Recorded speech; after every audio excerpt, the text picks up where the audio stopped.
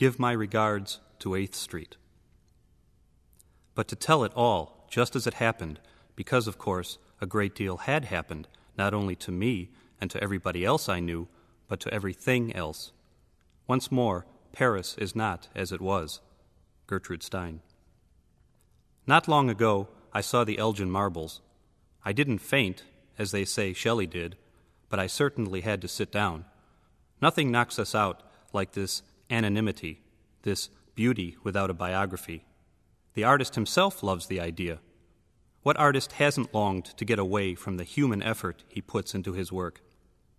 What artist doesn't have the illusion that the Greeks did their work without human effort? Even the timelessness of Giacometti seems to us more a reference to a buried civilization than to a buried colleague. Nietzsche with his Greeks, John Cage with his Zen, always this need for an idealized, depersonalized art. Sainte-Beuve, for example, was so carried away by a passion for classicism that he never said a good word about Balzac, Stendhal, Baudelaire, or Flaubert. The critic's ideal has always been the process without the artist. If it wasn't classicism, it was expressionism or cubism. Whatever it is, the artist gets in his way. More and more today, there is this feeling of, by all means, let's have art, but no names, please. But the 50s in New York have to do with names, names, names. That's why they're worth writing about. When I met John Cage in 1950, I was 24 years old. He was living then on the top floor of an old building on the East River Drive and Grand Street. 2 large rooms with a sweeping expanse of the river encircling 3 sides of the apartment. Spectacular, and hardly a piece of furniture in it. Richard Lippold had a studio next door. Sonia Sekula, an unusually gifted painter, she reminded me of Elizabeth Bergner, lived on the floor below. Soon after John and I met, an apartment became vacant on the 2nd floor, and I too moved into Bose's mansion, as it was called in honor of our landlord. It was great fun, a sort of pre-hippie community. But instead of drugs, we had art. There was sometimes more activity in the hallways than our studios, what with John running into my place with a new idea for a piece, or me rushing into his. Visitors, too, were shifted from floor to floor. I met Henry Cowell in this way. Cowell came to visit John, and John brought him down to meet me. He sat down at my piano, played a few of his pieces, and talked for hours. What a delightful and kind man he was. One day there was a knock at my door. It was John. I'm going over to see a young painter called Robert Rauschenberg. He's marvelous, and his work is marvelous. You must meet him. 5 minutes later, we were both in John's Model A Ford on the way to Rauschenberg's studio on Fulton Street.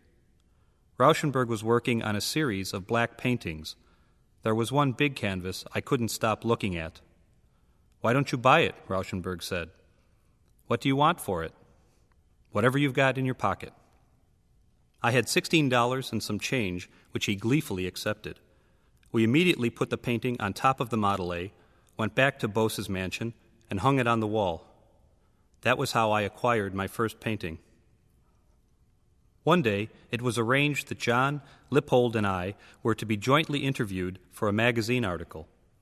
I suggested that we get together with the editor at my place for lunch and said I would make cheese blintzes. John thought it was a wonderful idea and said he would bring the salad. I told him salad was unnecessary. Lippold then offered to make soup. I finally persuaded him that soup was also unnecessary. Neither of them understood my lunch plans, but finally gave in. As a concession to John, I served the blintzes in his Japanese wooden bowls. Everybody enjoyed them, though I don't think Lippold was ever convinced about the soup. After the lunch, the 3 of us were photographed together in a hearse belonging to Lippold. John and I occasionally took a lift uptown in this hearse, which Lippold used to transport his sculptures. Cars on the East River Drive always kept at a respectful distance. Once I rode in the back part and amused myself by smiling out the window at passing motorists. John and I spent a lot of time playing cards. One afternoon, my friend Daniel Stern came over with a pair of dice. John came down immediately, and we told him how the game was played. John made his first throw standing up and just dropping the dice to the floor. We explained the procedure was to bend your knees as far down as possible, then throw the dice. This he did. He also started to shake them. We hadn't told him to do that, and before letting them go, he cried out, to our amazement, "Baby needs a new pair of shoes." It was Daniel Stern who also introduced us to the world of science fiction writers. He knew the editor of a science fiction magazine called Galaxy and took us over to meet him one evening. This editor, because of a phobia about going outdoors, ran the magazine from his apartment. A huge telescope in the middle of the living room brought him closer to whatever was happening in the Stuyvesant town street below, and a poker game went on almost every night. For about 2 years, John and I went to this house every week.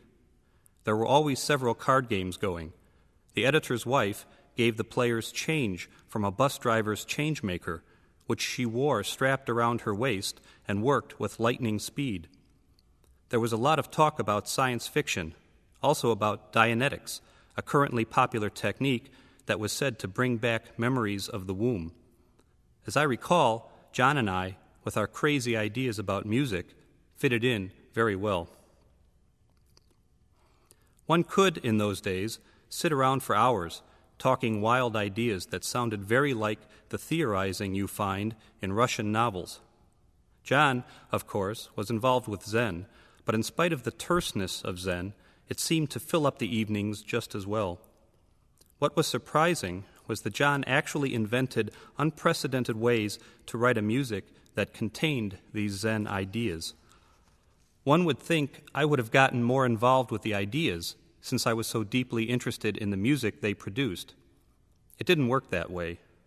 The more interested I got in Cage's music, the more detached I became from his ideas. I think this happened to Cage, too. As his music developed through the years, he talked less and less about Zen. At most, he would give it a sort of warm pat on the shoulder, like some old friend he was leaving in a comfortable hotel bar in Tokyo, while he himself began his trek across the Gobi Desert. John, who lived on practically no money, gave marvelously sumptuous parties. Once I was introduced to a man who looked like a Viennese matinee idol. It was Max Ernst. I had recently read in some book about the bizarre surrealist behavior of Ernst. I watched him uneasily all night, waiting for something to happen, but his behavior remained impeccable. Another of these parties introduced my music to many of John's friends.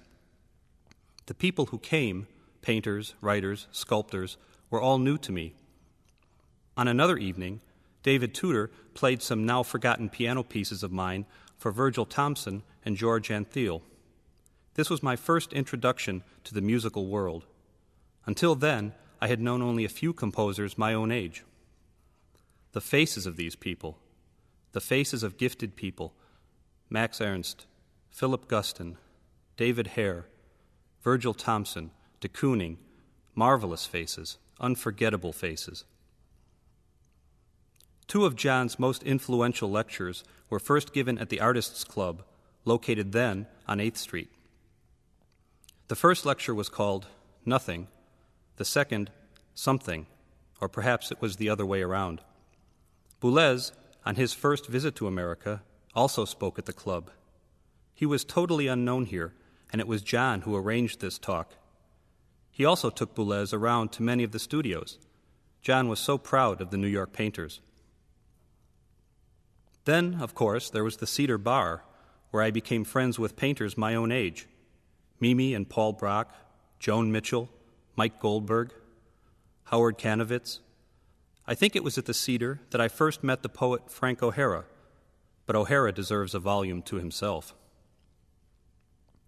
One evening, while I was still a newly arrived immigrant at the Cedar Bar, Elaine and Willem de Kooning casually took my arm as they passed and said, "Come on over to Clem Greenberg's." There were just a few people when we got there. After a while, I found myself listening to Greenberg, who was talking about Cézanne. De Kooning showed signs of impatience and seemed to be trying to control his anger. He finally broke out with, "One more word about Cézanne and I'll punch you in the nose."